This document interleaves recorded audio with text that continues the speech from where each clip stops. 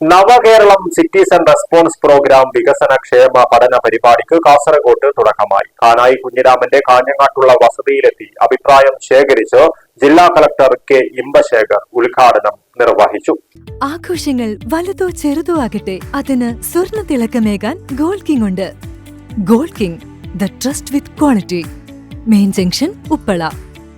നവകേരളം citizen response programme വികസന ക്ഷേമ പഠന പരിപാടിക്ക് കാസർഗോഡ് തുടക്കമായി. കാനായി കുഞ്ഞിരാമന്റെ കാഞ്ഞങ്ങാട്ടുള്ള വസതിയിലെത്തി അഭിപ്രായം ശേഖരിച്ച് ജില്ലാ കളക്ടർ കെ ഇമ്പശേഖർ ഉദ്ഘാടനം നിർവഹിച്ചു. കാസർഗോഡ് ജില്ലയിൽ ഫൈൻ ആർട്സ് കോളേജ് സ്ഥാപിക്കണമെന്ന് കാനായി കുഞ്ഞിരാമൻ പറഞ്ഞു. തൃശൂരിന് വടക്ക് സർക്കാർ ഫൈൻ ആർട്സ് കോളേജുകളില്ല. ഇതിനാവശ്യമായ എല്ലാ സഹായവും നൽകുമെന്ന് കാനായി പറഞ്ഞു. രക്ഷിതാക്കളുടെ താൽപ്പര്യങ്ങൾക്കല്ല, കുട്ടികളുടെ താൽപ്പര്യത്തിനനുസരിച്ചുള്ള പഠന രീതിക്ക് പ്രാമുഖ്യം നൽകണമെന്നും അദ്ദേഹം കൂട്ടിച്ചേർത്തു.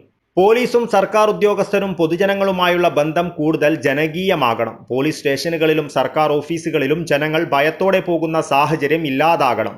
ശില്പം, ചിത്രകല തുടങ്ങിയ ഫൈൻ ആർട്സിൽ താൽപ്പര്യമുള്ള കുട്ടികൾക്ക് അതിന് അവസരമുണ്ടാകണമെന്നും കാനായി പറഞ്ഞു. ഫൈൻ ആർട്സ് കോളേജ് സ്ഥാപിക്കുവാൻ കേന്ദ്ര സർവകലാശാലയ്ക്ക് പ്രപ്പോസൽ സമർപ്പിച്ചിട്ടുണ്ടെന്നും അദ്ദേഹം പറഞ്ഞു.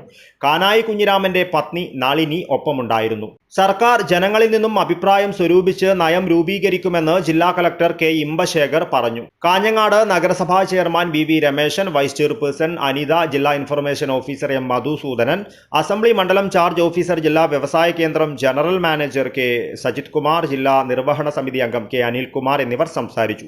എഴുത്തുകാരൻ സുകുമാരൻ പെരിയച്ചൂർ, സാമൂഹിക പ്രവർത്തകൻ കെ പ്രസേനൻ എന്നിവർ പങ്കെടുത്തു. News bureau, Kanhangad.